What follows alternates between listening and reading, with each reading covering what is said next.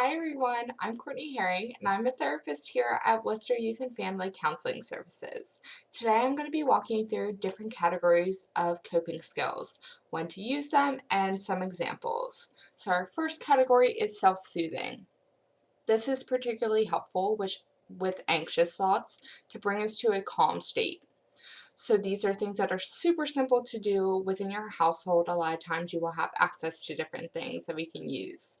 So using our five senses, we want something that we can touch. This can be a stress ball. If you have a pet, you can pet them, a stuffed animal, anything that will bring you comfort. Hearing. This can be guided meditation. This can be a calm song that you really enjoy. Different things that we can see, happy pictures, anything that brings you to a calm state, that kind of distracts you a little bit. So things that have really positive memories for you. Things that you can taste. And again, this is different for everybody. So something that brings you to a calm state. This can be mint. This can be chocolate. Some people enjoy tea. Things like that. As well as smell. This is going to be different for everybody. But lighting a candle with scents such as lavender or things that you enjoy. Deep breathing is also a really good example of self-soothing. Dr. Jen did a video on deep breathing a couple weeks ago. I would encourage you to watch that as well. Maybe start practicing so when the time comes, you feel confident in utilizing deep breathing. Our next category is distraction. Again, this is really helpful for anxious thoughts. It's also really helpful with substance abuse, with urges and cravings. So the purpose of this coping tool is, just as the name suggests, is to distract us for a brief period of time so we can reach an area of safety, that we can calm ourselves down and eventually come back and address the problem. Some distraction tools could be reading a book, doing a craft, watching a movie, going for a walk, things of that nature. Okay, opposite action.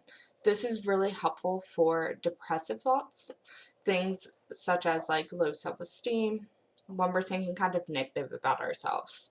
So just as the name suggests, we're doing the exact opposite of what our urges and what our mind is telling us to do. So if we're having negative thoughts, we want to be able to utilize positive affirmations. We want to kind of like tip the scale a little bit. So if we have a negative thought, we want to think of 3 to 5 positive affirmations. We can look at pictures that we find inspiring and uplifting. Or if you're feeling down, watching a funny movie, watching a movie that's uplifting for you. Anything that kind of tips the scale a little bit. So emotional awareness, this is to help us work through and identify our emotions as well as express them. Sometimes people really struggle with identifying our emotions, so this is really helpful if you have an emotion list or an emotional wheel.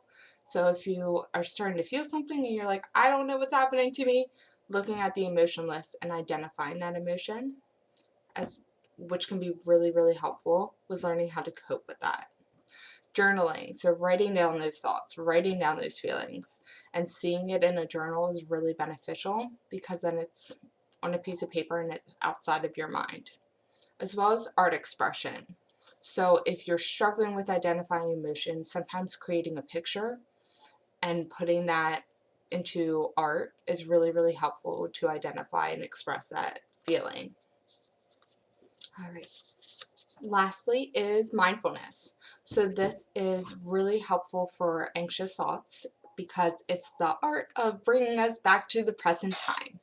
So this is things such as meditation. This is grounding objects such as a paperweight, or cognitive grounding, which could be one of a really easy tool that I utilize with my clients is picking a random letter of the alphabet and a category such as food. So if we're doing A, and we're picking food for 30 seconds, writing down any food that you can think of starting with the letter A. Sounds silly, but it's really helpful because in those 30 seconds, you're thinking about food starts with an A. You're thinking about, oh my gosh, I don't know any foods that start with A. I'm stuck. But it's retraining your brain to distract yourself from those anxious thoughts. I hope you find all of this helpful. Again, all of these coping skills are completely individualized, so find things that are helpful for you so you can pull that out of your toolbox when you're feeling anxious, depressed, or really just struggling with stress. Thank you so much and have a great day.